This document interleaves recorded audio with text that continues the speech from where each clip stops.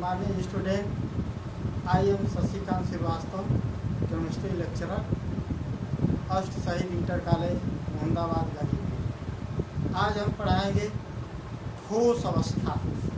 ठोस अवस्था के प्रकार ये देखें। देखिए, ठोस अवस्था।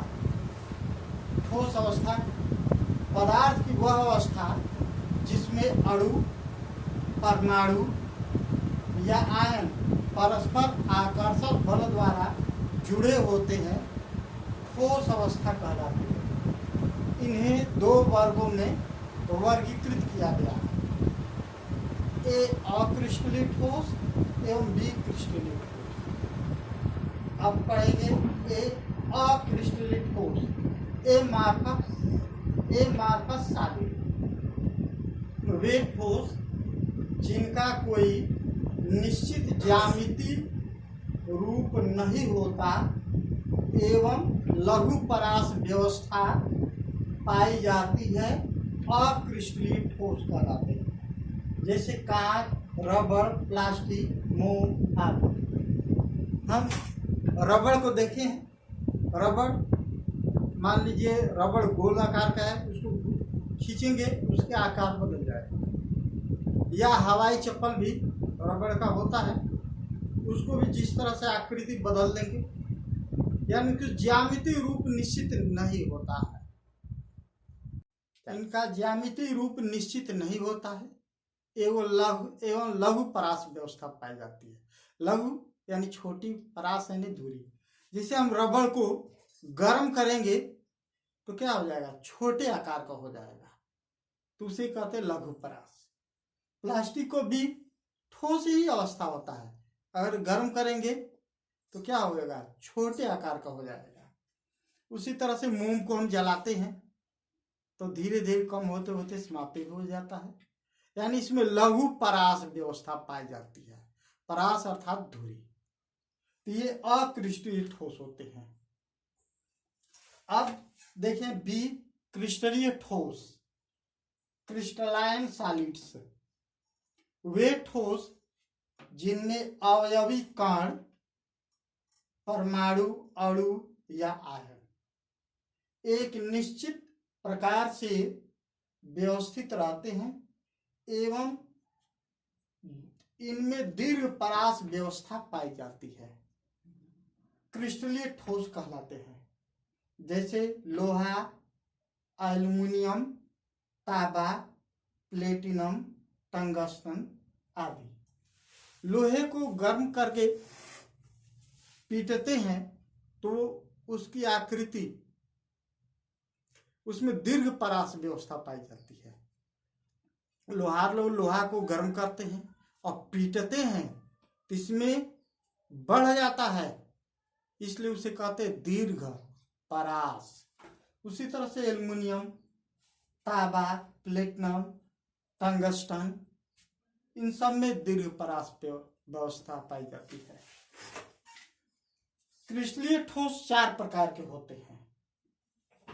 पहला आणविक ठोस, दूसरा आयनिक ठोस, तीसरा धात्विक ठोस एवं चौथा सहसंयोजक अथवा नेटवर्क ठोस।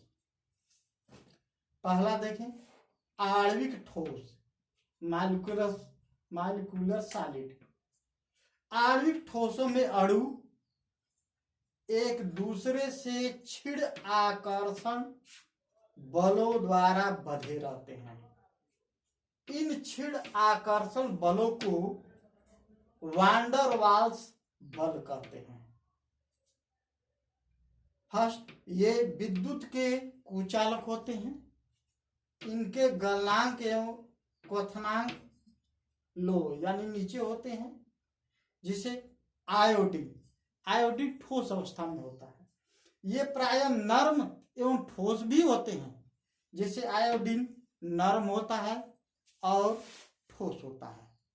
गंधक, फास्फोरस, जिसे माचिस वगैरह भी बनाई जाती है, तो वो नरम होगा और ठोस होगा। शुष्क CO2 तो ऐसे गैस अवस्था में रहती है, लेकिन जब उसे ठंडा किया जाएगा तो वो द्रव और ठंडा किया जाएगा तो वो गैस में वो ठोस में बदल जाता है। तो वो ठोस शुष्क CO2 रहेगा, वो नरम ठोस रहेगा। शुष्क H2 हाइड्रोजन भी गैस अवस्था में है, लेकिन उसे ठंडा करके द्रव और उसे ठंडा किया जाए तो उसे ठोस अवस्था में बदला जा सकता है।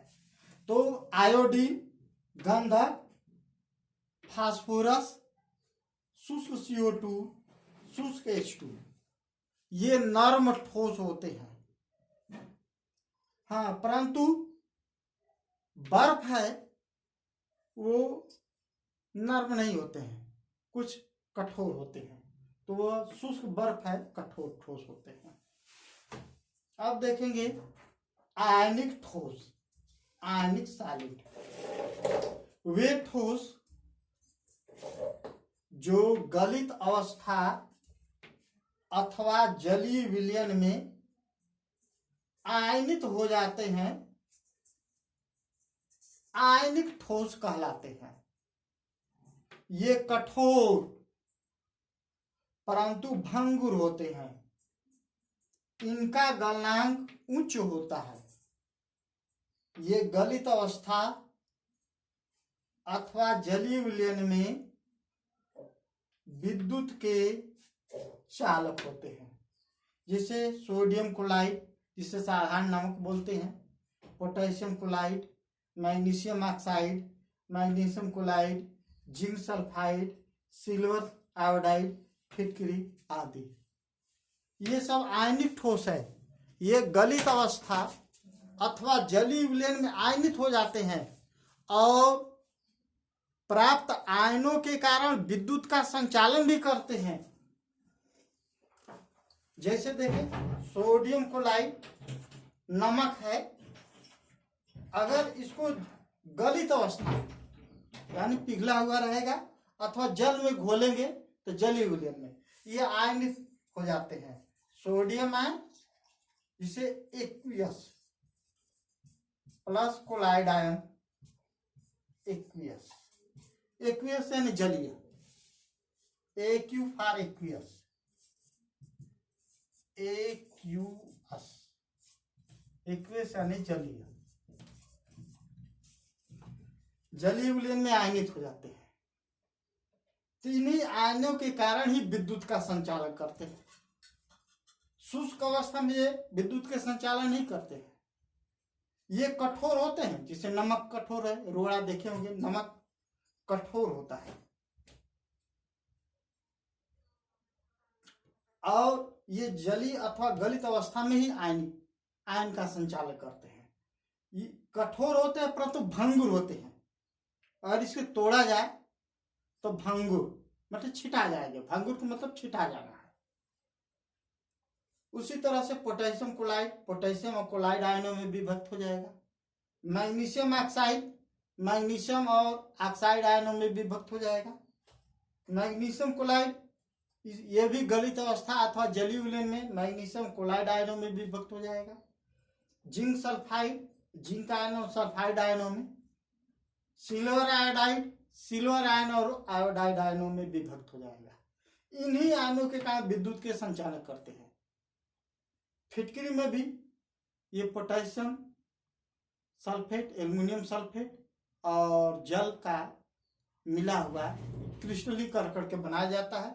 ये भी पोटेशियम आयन, एल्युमिनियम आयन और सल्फेट आयन में विभक्त हो जाते हैं। तो पोटेशियम आयन और एल्युमिनियम आयन के कारण ही ये भी विद्युत के संचालन करते हैं। अब पढ़ेंगे क्या है धात्विक ठोस। धात्विक ठोस इसे मेटालिक सॉलिड बोलते हैं। जो ठोस धातुओं के गुण प्रदर्शित करता है उसे धात्विक ठोस कहते हैं। फर्स्ट, ये विद्युत के सुचालक होते हैं। सेकेंड, ये कठोर परंतु आघातवर्ध्य एवं तन्य होते हैं। थर्ड, इनके गलनांक एवं क्वथनांक साधारणतः उच्च होते हैं, जैसे लोहा, एल्युमिनियम, तांबा, सिल्वर यानी चांदी, मैग्नीशियम, प्लेटिनम, टंगस्टन आदि। इसे लोहे का गलनांक 1500 डिग्री सेंटीग्रेड है, यानी इसका गलनांक बहुत उच्च है। 100 डिग्री सेंटीग्रेड पर जल उबलने लगता है, यही सोचे।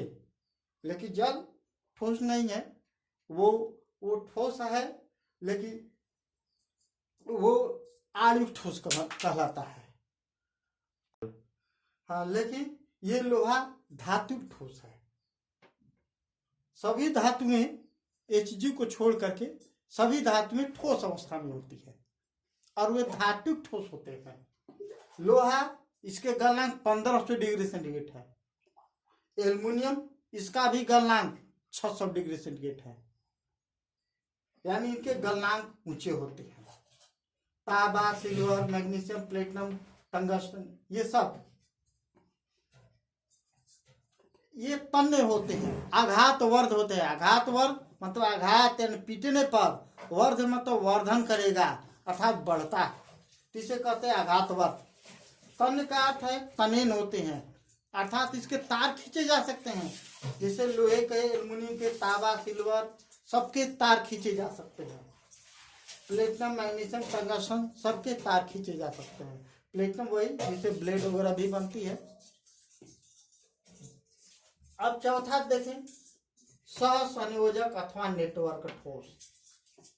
कोवैलेंट आर नेटवर्क सॉलिड, वे ठोस जिनमें परमाणु एक दूसरे से सहसंयोजक बंधों, कोवैलेंट बॉन्ड्स द्वारा जुड़े होते हैं तथा इस प्रकार एक विशाल जाल बनाते हैं। सहसंयोजक अथवा नेटवर्क ठोस कहलाते हैं। फर्स्ट, इन ठोसों के गलनांक तथा क्वथनांक बहुत ऊंचे होते हैं। सेकेंड, ये कठोर तथा दृढ़ होते हैं, दृढ़ यानी मजबूत। थर्ड, ये विद्युत के दुर्बल चालक होते हैं, जैसे काला phosphorus P4, aluminium nitride AlN, boron nitride, silicon carbide, diamond, graphite C, इसका सूत्र है। हाँ, ये अब हम ठोस और ठोसों के ये सब प्रकार बता दिए। इतना ही ठोस के प्रकार होते हैं। अब अगले दिन अगला पढ़ाया जाएगा।